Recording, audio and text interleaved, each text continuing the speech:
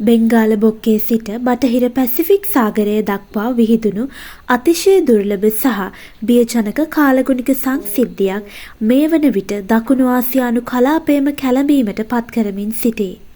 නවතම චන්ද්‍රිකා ඡායාරූප මගින් තහවුරු වන පරිදි සෙන්වර්, කෝටෝ සහ දිත්වා යන ප්‍රබල සුලිකුණාටු තුන තනි දාමයක් ලෙස ක්‍රියාත්මක වීම කාලගුණ විද්‍යාඥයින් පවා මවිත කරවන සිදුවීමක් බවට පත්ව තිබෙනවා.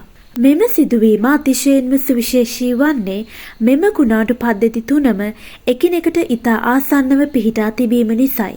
මේවායේ පිටත වලාකුළු ස්තර එකිනෙක ස්පර්ශ වෙමින් ඉන්දියන් සාගරයේ සිට අග්නිදික ආසියාව හරහා පැසිෆික් සාගරයේ දක්වා කිලෝමීටර් දහස් ගණනක් දිගු තනි වලාකුළු පටියක් නිර්මාණය කර තිබෙනවා. මෙය හරියටම යෝධ සුළං මහා මාර්ගයක් වැනි. ශ්‍රී ලංකාවට බලපෑ මාරක දිත්වා මෙම දාමයේ ශ්‍රී ලංකාවට ආසන්නවම පිහිටා තිබෙන සුලිකුණාටුවයි.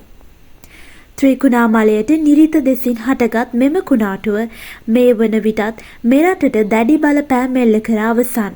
මෙම අපදා තත්ත්වයේ හේතුවෙන් ජීවිත ගණනාවක් මෙරටට අහිමි වී ඇති අතරම ලක්ෂ සංඛ්‍යාත ජනතාවක් මේ වන විටත් අවතැන්ව සිටී. මේ වන විට එය උතුරු දිස්ත්‍රික්කය දෙසට ගමන් කරමින් පැවතියද එහි බලපෑමෙන් ඇති වූ දැඩි වර්ෂාව සහ සුළං තත්ත්වය තවමත් පහව ගොස් නොමැත. ඉන්දුනීසියාවට සහ චීන මුහුදට එල්ල වූ කුණාටු දාමේ තවත් පුරුකක් වන සෙන්වර් සුලි කුණාටුව නොවැම්බර් 26 වනදා උතුරු සුමාත්‍රා වෙරළට කඩා වැදුනා.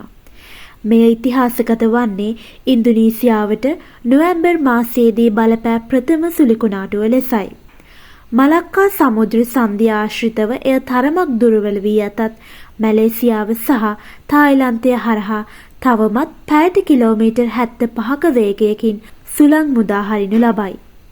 මේ අතර තුන්වන සුලිකුණාටුව වන කෝටෝ දකුණු චීන මුහුදේ ස්ප්‍රැට්ලි දූපත් ආශ්‍රිතව තවමත් සක්‍රියව පවතිනවා.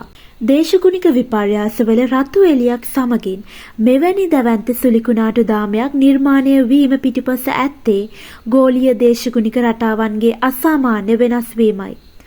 සාගර උෂ්ණත්වයේ ඉහළ යාම සහ කාලගුණ රටා වෙනස් වීම නිසා මෙවැනි අනපේක්ෂිත ආපදා බහුල තත්ත්වයන් උදා විය හැකිය. මෙය හුදෙක් කාලගුණ පුවතක් පමණක්ම නොව සොබා දහම අපට නිකුත් කළ රතු නිවේදනයකි. මෙවැනි අවස්ථාවලදී කාලගුණ අංශ නිකුත් කරන උපදෙස් පිළිපදිමින් අවධානයෙන් ආරක්ෂා වීම අප කාගේත් වගකීමයි.